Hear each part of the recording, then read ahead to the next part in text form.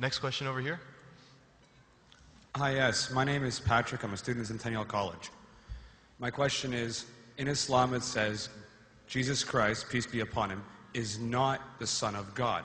When we are all children of Allah and born of mother and father, for he is only born of a mother, why is he not the Son of God? Brother Patrick asked a very good question, a very important question. He said that why in Islam is Jesus Christ, peace be upon him, not considered as Son of God? When we all are children of God, he being born of a virgin woman, all the more reason should be. See, brother, if you tell we are children of God, in that way I've got no problem at all. If you read the biblical language, if you say that we are children of God and Jesus is Son of God, in that context, meaning he is person who follows the commandment of God, most verily, all the messengers of God, they are sons of God. But the problem is, if someone says he is not a normal son, but he is the begotten son, then there's a problem. Because if you read the Bible have got sons, the God has got sons by the tons. If you read the Bible, Adam is son of God, Ephraim is son of God, Israel is son of God. It's mentioned in the book of Romans, chapter number 8. All those who are led by the Spirit of God, they are sons of God. That means if you follow the commandment of God, you're a son of God. I've got no problem with that phrase at all. But today, that phrase has been misunderstood. You know, for example, if a young son asks me a question, I said, Beta, son, it's a very good question. He won't mind because I'm elderly, you know. But if I say that begotten son, that means I'm insinuating him. You know, maybe he'll punch me. Fine? So what do you realize? That using the phrase son of God, in the context that we are children of God, we have no problem. So in that context, all the human beings who follow the commandments of God can be called children of God. No problem. But what the Christian says, that no, Jesus Christ, peace, but it's not a normal son. And he quotes Gospel of John, chapter number 3, verse number 16. For God so loved the world that he gave his only begotten son. Whosoever believeth in him shall not die but have everlasting life. Correct, brother? So do you believe Jesus is the begotten son of God? I do. You believe, fine. Now this verse which I quoted, Gospel of John, chapter number 3, verse number 16, it's from King James Version. For God so loved the world that he gave his only begotten son. Whosoever believeth in him shall not die but have everlasting life. Now when you read the Revised Standard Version of the Bible, revised by Thaidu scholars, Christian scholars of the highest eminence, backed by 50 different cooperating Christian denominations, they say that this word begotten is an interpolation, it's a fabrication, it's a concoction, it's an adulteration. Who's saying? Not Muslims, not Hindus. Thaidu Christian scholars of the highest eminence in the Revised Standard Version of the Bible, they say begotten is an interpolation. It's a fabrication, it's a concoction, and they're thrown out of the Bible. So if you say Jesus is Son of God, like Adam, like Ephraim, like Israel, I have no problem. The moment you say begotten, I want to ask you the question, what is the meaning of begotten? Brother, what is the meaning of begotten? You know, begetting is an animal act. It's the function of lower animals of sex. And when you say that he was born to Mother Mary, virgin, what are you insinuating?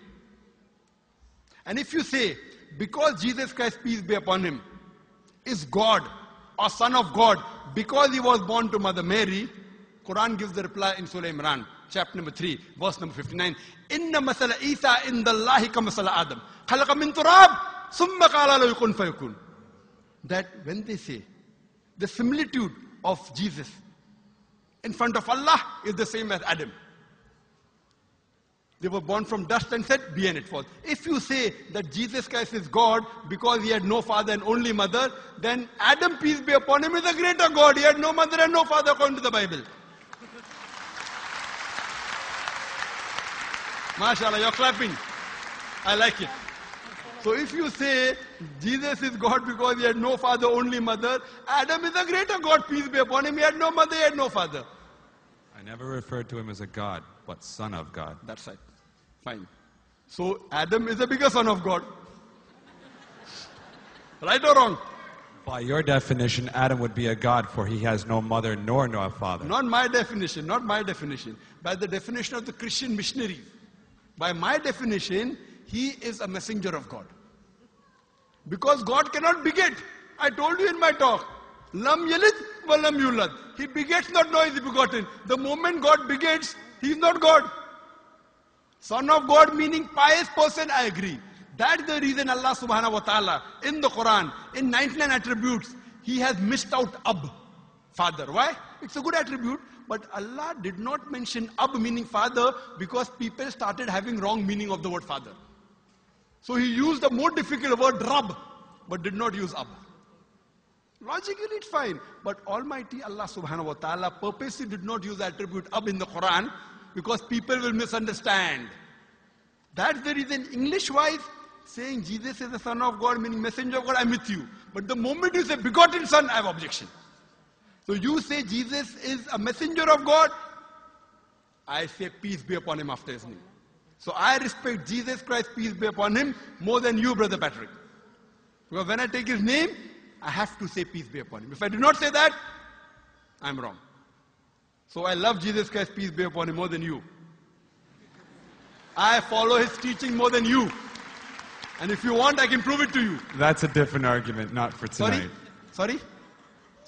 That's a different argument and not for tonight. Okay, fine. I'll give you a few things. Jesus Christ, peace be upon him. Fine? If you read the Bible, he was circumcised on the 8th day. Fine? Majority of all the Muslims are circumcised, the Christians aren't. So if you say Christian means a person who follows the teachings of Jesus Christ, peace be upon him, then it's mentioned in the book of Leviticus, chapter number 11, verse number 7 to 8. It's mentioned in the book of Deuteronomy, chapter number 14, verse number 8. You should not have pork. It's mentioned in the book of Isaiah, chapter 65, verse number 2 to 5. Should not have pork. Muslims don't have pork. Most of the Christians have pork. If you read the book of Ephesians, chapter number 5, verse number 18, in the book of Proverbs, chapter number 20, verse number 1, it says you should not have alcohol. Muslims as a whole don't have alcohol. Most of the Christians have alcohol. If you say Christian means a person who follows the teachings of Jesus Christ, peace be upon him, we Muslims are more Christian than the Christians themselves. We love him. We respect him. If you say, I love Jesus Christ, peace be upon him, but don't follow his teachings, your love is false. We, therefore, mashallah, I love Jesus Christ, peace be upon him, more than most of the Christians. Because I follow his teachings, I respect him, I revere him. And Jesus Christ also said, in the Gospel of John, chapter number 16, verse number 11 to 14, I have many things to say unto you, but ye cannot bear them now. For he, when the Spirit of truth shall come, he shall guide you unto all truth. He was talking about Prophet Muhammad to come. So Jesus Christ, peace be upon him, said, you have to believe in the last and final messenger, Prophet Muhammad sallallahu alaihi wasallam. So even that way I'm following Jesus Christ, peace be upon him. I believe in Prophet Muhammad. Do you believe in Prophet Muhammad as the messenger of God? I do. MashaAllah. Now you're more closer to... Allahu Akbar. Allahu Akbar. Now he wants to say the Shahada, and then we will move on and say Ashhadu an la ilaha illallah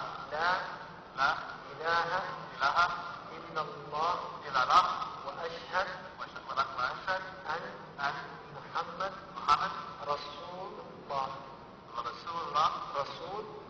Allah. I'm more excited than him. Allahu Akbar.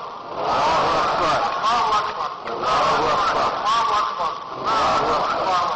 Welcome your brothers and your families. Welcome in. Show you Islam. Show you what God says.